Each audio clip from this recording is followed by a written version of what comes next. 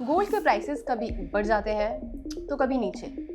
पर क्या आपने कभी सोचा है कि ये ऐसा क्यों होता है? चलिए आज हम समझते हैं कि ऐसे कौन से फैक्टर्स हैं जिसकी वजह से इस प्रेशियस मेटल के प्राइसेस पे फर्क पड़ता है। सबसे पहला फैक्टर है डिमांड। जब गोल्ड की डिमांड बढ़ती है, स्पेशली इकोनॉमिक अनसर्टेनिटी के टाइम, तो ऐसे समय में गोल्ड के प्राइसेस भी बढ़ने लगते हैं, क्योंकि ऐसे वक्त में लोग गोल्ड को एक सेफ एसेट समझकर ज्यादा खरीदने लगते हैं, जिससे कि डिमांड और प्राइस दोनों बढ़ जाते हैं। वहीं अगर सप्लाई डिमांड से ज्यादा हो तो प्राइसेस ऑटोमेटिकली नीचे आ जाते हैं। Supply of available gold supply भी प्राइसेस को काफी इम्पैक्ट करती है। हर साल हम गोल्ड माइनिंग करके 25 से 30 लाख किलोग्राम गोल्ड सिक्योर करते हैं, लेकिन ये अमाउंट डिमांड पूरी करने के लिए अक्सर काफी नहीं होती है। अगर किसी भी रीजन से गोल्ड का सप्लाई ही कम हो जाए तो प्राइसेस अपने आप बढ़ जाते हैं। Gold as a safe asset. Gold को एक सेफ एसेट की तरह माना जाता है, क्योंकि ये अपनी वैल्यू रियल टाइम में प्रिजर्व करके रख सकता है। तो चाहे इकोनॉमिक कंडीशंस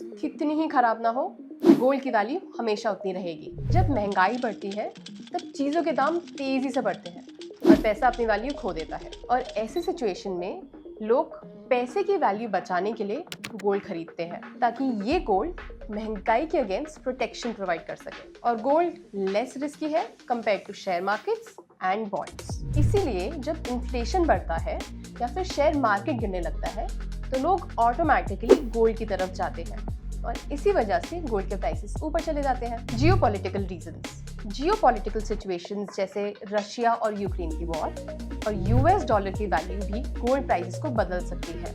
रिसेंट एग्जांपल देखें तो अक्टूबर 2024 से गोल्ड के प्राइसेस लगभग 6% तक नीचे गिर गए हैं, जो कि एक स्ट्रॉन्ग डॉलर की वजह से हुआ है। 24 कैरेट गोल्ड की वैल्यू जो 1 नवंबर को लगभग 80,000 रुपए थी, वो आज के टाइम पे गिरकर 74,000 तक पहुंच गई है, और ये काफी हद तक यूएस इलेक्शन रिजल्ट्स की वजह से हुआ है। Festive season. इंडियंस के लिए गिरते गोल्ड प्राइसेस का एक ही मतलब होता है कि सोना खरीद लो। इनफैक्ट जो बायर्स फेस्टिव सीजन के दौरान हाई प्राइसेस की वजह से सोना नहीं खरीद पाए थे, वो अब मार्केट में वापस आ रहे हैं। तो ये सारे फैक्टर्स थे जो गोल्ड के प्राइसेस को ड्राइव करते हैं। याद रखिए, कभी कभी गोल्ड के दाम ऊपर नीचे हो सकते हैं, जिसकी वजह से कुछ नफा नुकसान हो सकता है, लेकिन लंबे समय के नजरिए से गोल्ड हमेशा प्रॉफिट देगा।